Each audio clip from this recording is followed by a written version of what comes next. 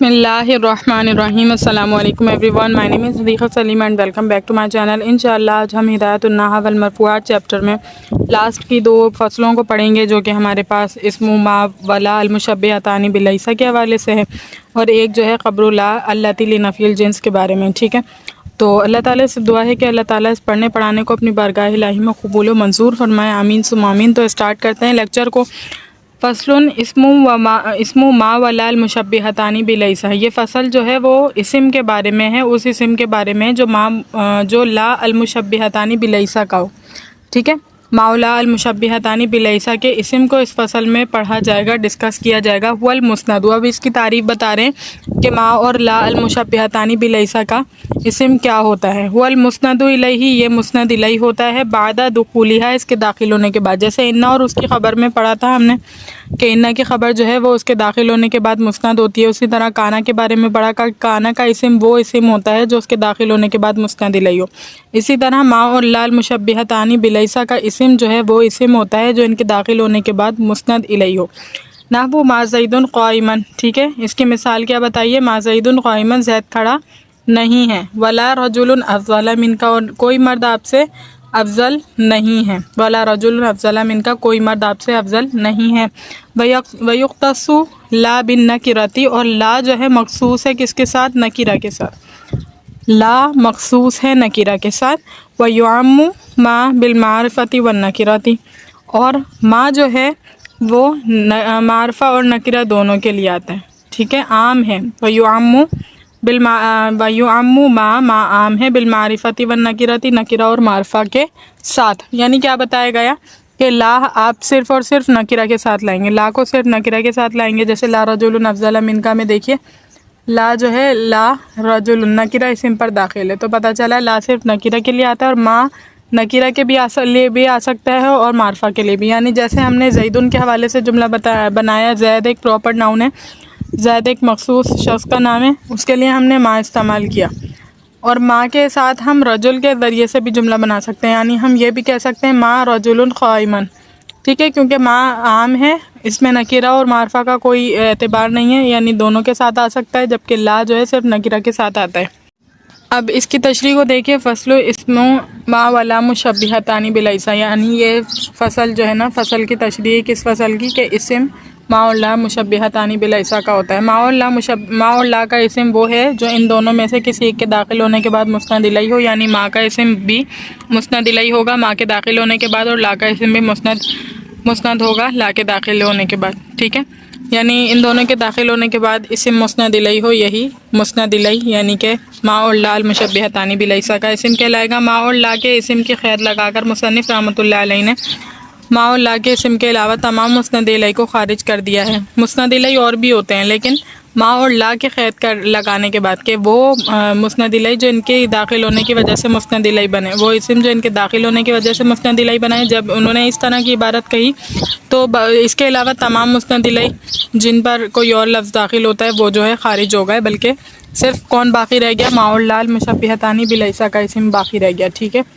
ما اور لا لیسا کے مشابہ ہیں معنوی اعتبار سے بھی، کہ جس طرح لیسا کے معنی میں نفی کے معنی پائے جاتے ہیں، ما اور لا میں بھی نفی کے معنی پائے جاتے ہیں، اور لفظاً بھی لیسا ما اور لا کے مشابہ ہے، یعنی جس طرح لیسا کا اسم مرفوع ہوتا ہے اسی طرح ما اور لا کا اسم بھی مرفوع ہوتا ہے، اور جس طرح لیسا کی خبر منصوب ہوتی ہے اسی طرح ما اور لا کی خبر بھی منصوب ہوتی ہے۔ 2 طرح کی مناسبت پائی جا رہی ہے، لفظی اور معنوی۔ معنوی اعتبار سے مناسبت تو یہی ہے کہ جس طرح لیسا میں نفی کے معنی پائے جاتے ہیں کہ ایسا نہیں ہے، یہ نہیں ہوا، وہ نہیں ہوا، ٹھیک ہے، نہیں کے معنی، نوٹ کے معنی پائے جا رہے ہوتے ہیں، اسی طرح ما اور لا میں بھی پائے جاتے ہیں۔ اور اسی طرح جس طرح یہاں پر بتا دیا ہے کہ خبر منصوب ہوتی ہے اور اسم مرفوع ہوتا ہے، تو اس میں بھی اسم مرفوع ہوتا ہے اور خبر منصوب ہوتی ہے، یہ بھی ایک قسم کی کیا ہے؟ مناسبت ہے۔ پھر اس کے بعد کہہ رہے ہیں کہ ما اور لا میں فرق ہے، دونوں میں فرق ہے، جس طرح آپ نے عبارت میں پڑھا اسی طرح بالکل، کہ لا صرف نکرہ پر داخل ہوتا ہے اور ما معرفہ نکرہ دونوں پر داخل ہوتا ہے۔ لا جو ہے نا کامن ہے، لا جو ہے نکرہ پر داخل ہوتا ہے، صحیح ہے،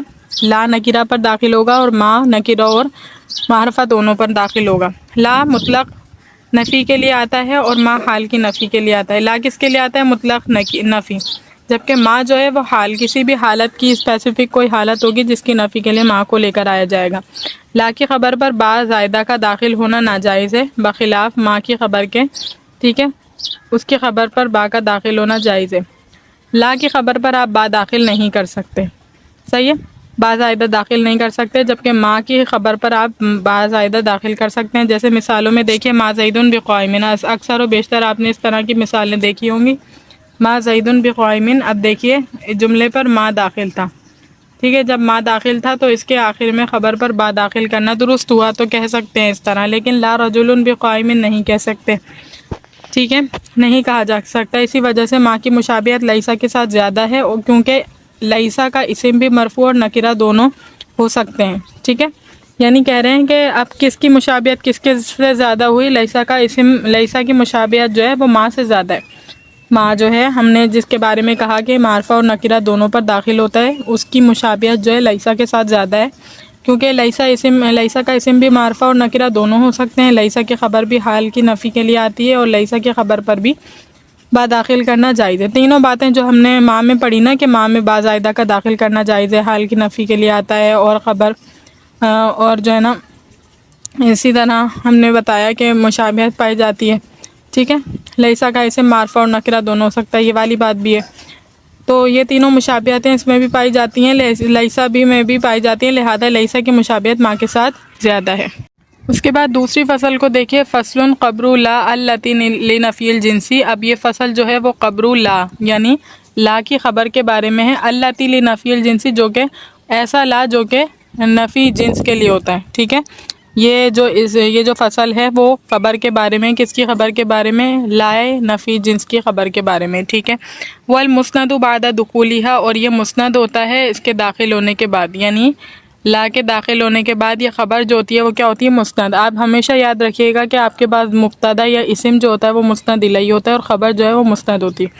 تو یہ خبر ہے کیونکہ اسی وجہ سے کہہ دیا وَهُوَ الْمُسْنَدُ بَعْدَ دُخُولِهَا، اس کے داخل ہونے کے بعد مسند ہوتی ہے۔ نحو لا رجل قائم، لا رجل قائم، ٹھیک ہے۔ اب لا لنفی الجنس ہے، تو اس میں دیکھیے اس میں کیا ہے، لا رجل قائم، قائم پر دو پیش آئیں گے تنوین کے ساتھ، ٹھیک ہے، کیونکہ یہ مرفوع ہے۔ بس اتنی سی یہ فصل ہے۔